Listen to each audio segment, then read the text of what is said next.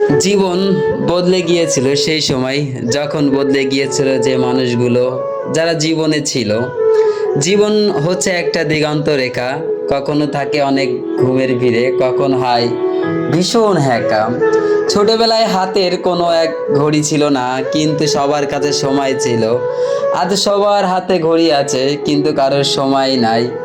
কেউ খুঁজবে জানলেও হারিয়ে যেতাম সেই দূর কোথাও এক জায়গায়। হয় পূর্ণ হবে, না হয় শূন্য হবে, এই আশায় বেঁচে আছি আজও। নিয়ম মাফি পাখিটাও আজ বসেছিল জানালায়, শুধু খাবার দেওয়ার হাটলা বদলে গেছে। অনুভূতির কিছু কথা জানুক শুধু মন, সেই সব কথা তোমার বলা বারণ। আমি বলেছিলাম রং ধনু প্রিয়, তুমি রং বদলাতে শুরু করলে, তবে প্রিয় মানুষটা অবহেলা করলো। প্রতিটা মানুষের লড়ছে, কেউ অন্যায়ের সাথে, কেউ নিজের সাথে, কেউ বা নিজের প্রিয় মানুষের সাথে। এক কথায় যারা উত্তর দেয় ভালো আছি, তারা প্রকৃতপক্ষে ততটাও ভালো থাকে না।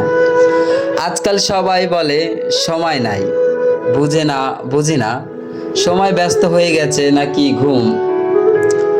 আয়নার দিকে তাকিয়ে মনে হলো কেউ তো আজ এই ঘরে যে আমাকে চেনে।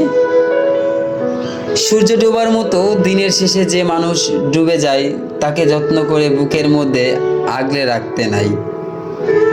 মুখোশের দোকানে দাঁড়িয়ে খুঁজছি অনেক মুখোশের মধ্যে সেই মুখোশটা খুঁজে পাচ্ছি না, যেটা নিয়ে সে আমাকে ভালোবাসেছিল। সংক্ষিপ্ত জীবন, তবুও কত কাহিনী। আমরা দেখছি আমাদের জীবনের সাথে, গল্পের সাথে মিলে আছে কত কিছু অনুভূতির। হঠাৎ করে একদিন আমার আবিষ্কার করি, আমাদের আসলে সামান্য কথাটুকু কি মানুষের হৃদয়ে লাগে। আমরা বুঝতে পারি কি আসলে আমরা মানুষের প্রিয় হতে পেরেছি কি না।